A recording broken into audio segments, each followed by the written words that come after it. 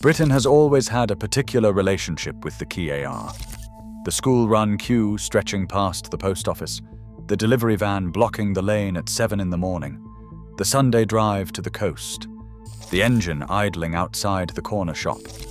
We rebuilt our towns around vehicles so completely that most of us have forgotten streets ever belonged to anything else. But some places never made room for the car at all. Scattered across these islands are villages where the streets still belong to feet. Communities built on cliffs so steep that wheels were never an option. Fishing ports with lanes too narrow for anything wider than a shoulder. Islands where the ferry matters more than any road. Places where the loudest sound in summer might be a gull, the wind, or simply conversation drifting from an open window. I have gone through planning records, estate archives, and community forums to bring you the villages where cars are genuinely banned and daily life unfolds at walking pace. These are not heritage attractions that close at 5. They are communities where people live year-round, raise children, grow old, and do all of it without engines on their streets. Before we dive in, if you find this helpful, tap the subscribe button. You will not want to miss what is coming next. Let us begin in Devon, on a street so steep that cars could never have managed it anyway. Clovelly clings to the cliffs of North Devon like something that refused to let go. The main street drops 400 feet from the hilltop to the harbour below, a gradient that defeated wheels before engines were ever invented. This is not a village that banned cars. This is a village that existed long before cars and saw no reason to rebuild itself when they arrived. The cobblestones were laid centuries ago to prevent the street from washing away in heavy rain. They are polished smooth now by generations of feet and by the sledges that residents still use to move furniture and supplies. The estate has owned Clovelly since 1738. Every cottage, every shop, every inch of the cobbled street belongs to the Clovelly Estate Company. Residents are tenants, and the terms of that tenancy include the absence of personal vehicles. Land Rovers exist for emergencies and elderly residents who cannot manage the climb, but they use service routes invisible from the main street. In the community forums where Clovelly residents gather online, certain phrases repeat. One woman wrote that she had not heard a car horn in 15 years. Another described the adjustment period when she first moved, the weeks of frustration at having to meet delivery drivers at the top of the village to carry everything she needed down 400 feet of cobbles. And then something shifted. The silence stopped feeling like absence and started feeling like presence. She could hear the sea from her kitchen. She could hear her neighbours greet each other in the street. The village refuses hurry. The gradient enforces patience. What might take 5 minutes in a car takes 20 on foot, and those 20 minutes become something else entirely. Travelling north to Yorkshire, there is another village built on impossible terrain. Robin Hood's Bay sits at the bottom of a cliff on the North Yorkshire coast, a tumble of red-roofed cottages stacked so tightly against each other that the streets between them are barely wider than a person's shoulders. Cars are banned from the village centre, but the ban only confirms what the architecture already enforced. There is simply nowhere for a car to go.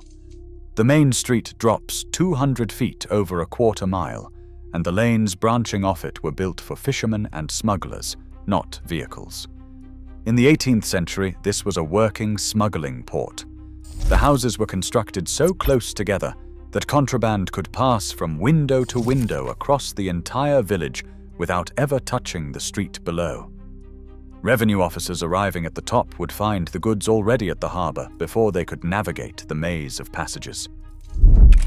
Today, the population sits at approximately 1,100. Children play on the cobbles in a way that would be unthinkable in most British villages.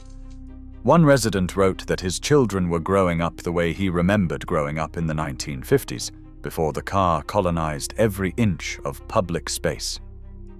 The sound of the sea reaches everywhere. Without engine noise to mask it, the waves become the constant background.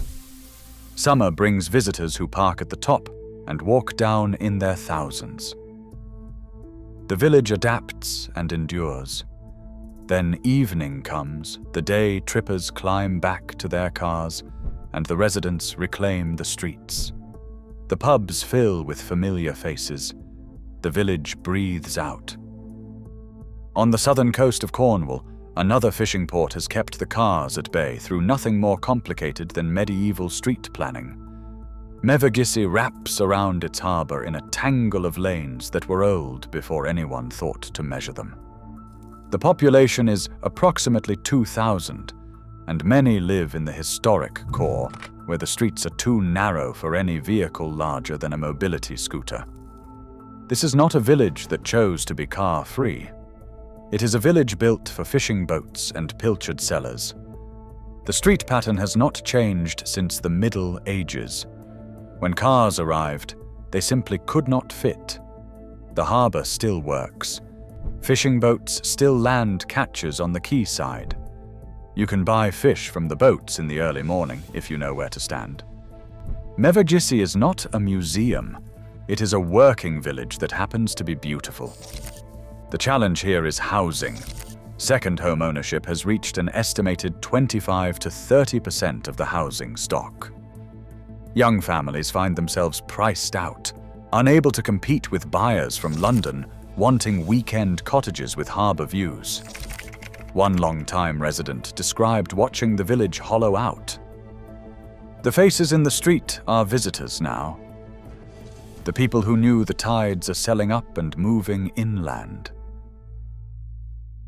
28 miles off the coast of Cornwall, beyond the reach of any road, the Isles of Scilly offer something different again. St. Mary's is the largest island, home to approximately 1,800 people, and there are no traffic lights anywhere in the archipelago. There never have been. Golf buggies and bicycles are common transport. Walking is the default for most journeys. The distance from the mainland is measured not just in miles, but in pace. Getting here requires commitment. The Scilly ferry runs from Penzance when weather permits. Skybus flights connect to Exeter and Newquay, but fog can ground planes for days. Residents learn to plan around uncertainty. Emergency medical care means helicopter evacuation. The GP on St. Mary's handles what can be handled locally. In the forums where Scilly residents discuss their lives, a pattern emerges. New arrivals describe frustration first. Everything requires forethought. But then something shifts. One resident described learning to let go of urgency itself, realizing that most of what felt urgent on the mainland was simply habit. The quiet on Scilly is different from mainland quiet. No underlying hum of distant motorway, just wind and water and seabirds. Residents describe learning to hear again. Travelling north to Scotland, Tobermory sits on the Isle of Mull, its painted harbourfront one of the most photographed scenes in Scotland. The buildings facing the water are yellow and blue and pink and red, a row of colours that became famous through the BBC programme Balamory. The main street runs along the harbour with traffic restrictions that keep the waterfront largely pedestrian. The population is approximately 1,000. Life here moves to island time, which is to say it moves when the ferries allow. CalMac connections run to Oban, but weather delays are not unusual. One resident described learning that the schedule was a suggestion and the sea was the authority. The car-free harbour streets are beautiful, but young people still leave. Depopulation concerns run through the Hebrides like a cold current. The colourful houses look wonderful in photographs. Living in them requires accepting what the island cannot provide. In North Wales, Port Meirion takes a different approach entirely. This Italianate village in Gwynedd was assembled over 50 years by the architect Sir Clough Williams Ellis, beginning in 1925. Visitors park outside the boundaries and enter on foot. No vehicles are permitted within the village itself. This was not a response to narrow streets or difficult terrain. This was a choice. Portmeirion is not a residential community in the traditional sense. It operates as a heritage attraction. But its inclusion here matters because it demonstrates that car-free environments can be created, not only inherited. The village became famous as the filming location for The Prisoner in the 1960s.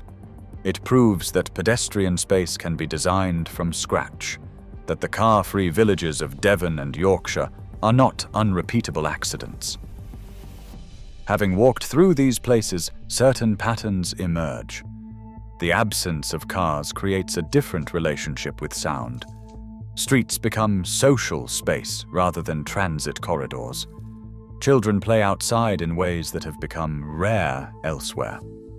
Neighbours know each other because they pass each other on foot, daily, unavoidably.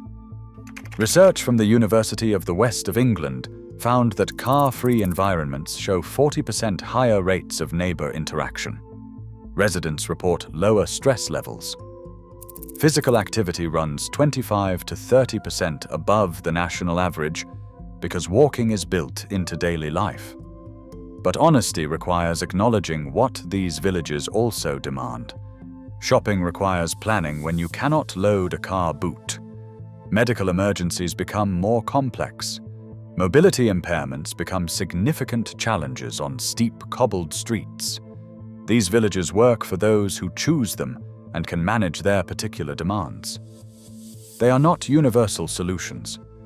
What the historic car-free villages show is that livable communities without vehicles are genuinely possible. People raised families and built meaningful lives in these places for generations. But they also show these communities developed over centuries, shaped by geography and tradition. The streets of Clovelly were cobbled for donkeys. The lanes of Robin Hood's Bay were built for smugglers. These places did not reject the car. They simply never had room for it. Britain built communities for 1,000 years before the internal combustion engine arrived. These villages remember that earlier relationship between people and place. Walking their streets offers a glimpse of what was lost when we rebuilt our towns around vehicles. This is not nostalgia. These are living communities with broadband and online shopping. They are simply organized around feet rather than wheels. Please watch the video that appears on your screen next.